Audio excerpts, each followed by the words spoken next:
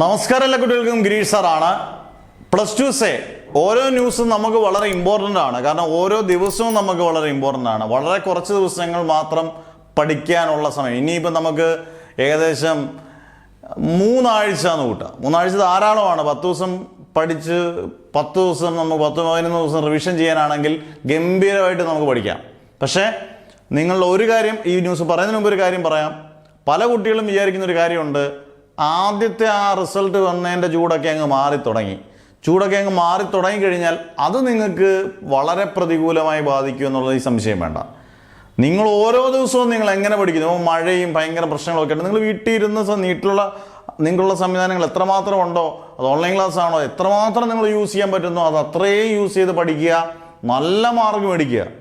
ജയിക്കാൻ വേണ്ടി കഷ്ടിച്ച് പഠിച്ചു കഴിഞ്ഞാലും ഇനിയും പ്രശ്നമാണ്. അതുകൊണ്ട് കഷ്ടിച്ച് ജയിക്കാൻ വേണ്ടി പഠിക്കരുത്, നല്ല മാർക്ക് കിട്ടാൻ വേണ്ടി പഠിക്കുക. പിന്നെ ഞാൻ പറഞ്ഞു വന്ന ഇതാണ്, തീയതി മാറ്റി. ഇന്ന് രാവിലെ എനിക്കൊരു കോള് വന്നു. ഒരു പയ്യൻ കരഞ്ഞുകൊണ്ടാണ് വിളിക്കുന്നത്. സാറേ, ഞാൻ സ്കൂളിൽ പോയപ്പം ഞാനിത് ഞാൻ വീഡിയോ ചെയ്ത ഒരാളാണ്.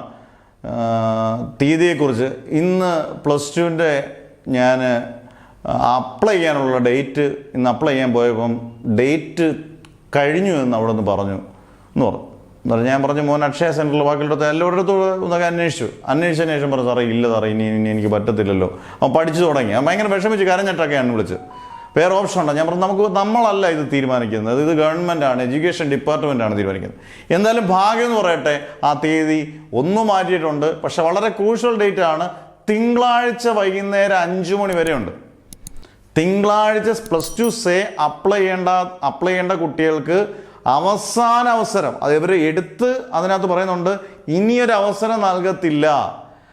+2 സേ അപ്ലൈ ചെയ്യേണ്ട ലാസ്റ്റ് ഡേറ്റ് 27-ാം തീയതി ആയിരുന്നു, മെയ്. അതിന്ന് ജൂൺ 2 തിങ്കളാഴ്ച നിങ്ങൾ അപ്ലൈ ചെയ്തിരിക്കണം. അപ്ലൈ ചെയ്യാത്തവർ പിന്നെ കരഞ്ഞിട്ട് കാര്യമില്ല.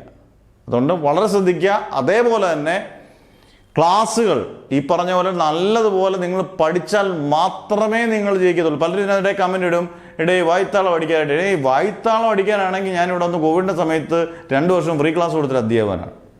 നമുക്ക് ഇത് സമയം വളരെ ചുരുങ്ങിയ സമയത്തിനുള്ളിൽ നമുക്ക് കുഞ്ഞുങ്ങൾക്ക് ജയിക്കാൻ വേണ്ടിയുള്ള എല്ലാ കാര്യങ്ങളും ചെയ്തു കൊടുക്കുന്നതിന് ഇച്ചിരി വായ്ത്താളം അടിച്ചാലും സാർ അതങ്ങ് സഹിച്ചു, അത് കുഴപ്പമില്ല.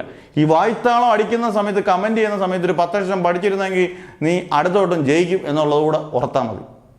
അന്നേരം നിങ്ങൾ പഠിക്കുക, കുഞ്ഞുങ്ങളെല്ലാവരും പഠിക്കുക, നല്ല മാർക്ക് കിട്ടി ജയിക്കണേ. അത് ആരായാലും കേരളത്തിലെ ഇത്രയും കുട്ടികൾ ഫെയിലായിട്ടുണ്ടെങ്കിൽ എല്ലാവരും ജയിക്കണമെന്ന് മാത്രമാണ് മാഷ് പ്രാർത്ഥിക്കുന്നത്. ഓൺലൈൻ ബാച്ചസ് എല്ലാം അവൈലബിൾ ആണ്. പലരും ചോദിച്ചു, മാഷെ നിർത്തിയോ ബാച്ച്? ഇല്ല, എല്ലാ ദിവസവും. ഇപ്പോൾ നാളെ ഉണ്ട് പുത്തൻ ബാച്ച്, തിങ്കളാഴ്ച ഉണ്ട് പുത്തൻ. ആദ്യം മുതലുള്ള എല്ലാ ക്ലാസ്സിലും നിങ്ങൾക്ക് ആ ബാച്ചസ് കിട്ടും. ഇമ്പോർട്ടൻറ്റ് ക്വസ്റ്റ്യൻസ് കിട്ടും, എല്ലാം കിട്ടും. ഈസി ആയിട്ട് പഠിക്കാം. അതായത് നിങ്ങൾക്ക് എത്രമാത്രം നിങ്ങളുടെ മനസ്സ് ഇഷ്ടപ്പെടുന്നു, നമുക്ക് ജയിക്കണമെന്ന് ആ തീവ്രത കുറയ്ക്കാതിരിക്കുക. നമുക്ക് ജയിച്ചേ മതിയാവൂ എന്നൊരുറപ്പ് നിങ്ങൾ വരുത്തുക. ഞാൻ എപ്പോഴും പറയുന്നത്, മാതാപിതാക്കളുടെ കണ്ണീര് നിങ്ങൾ മനസ്സിൽ കണ്ട ഒരാളാണെങ്കിൽ, അല്ലെങ്കിൽ അവരുടെ വിഷമം ഉൾക്കൊണ്ട ഒരാളാണെങ്കിൽ ഉറപ്പായിട്ട് നിങ്ങൾ പഠിച്ചിരിക്കും, ജയിച്ചിരിക്കും. പഠിച്ചാൽ നിങ്ങൾ ജയിച്ചിരിക്കും. പക്ഷെ പഠിക്കണം, അറിഞ്ഞ് പഠിച്ചിരിക്കണം കേട്ടോ. അതെല്ലാവർക്കും നല്ല മാർക്ക് കിട്ടട്ടെ എന്ന് പ്രാർത്ഥിച്ചുകൊണ്ട് മാഷ് നിർത്തുന്നു. Never ever give up.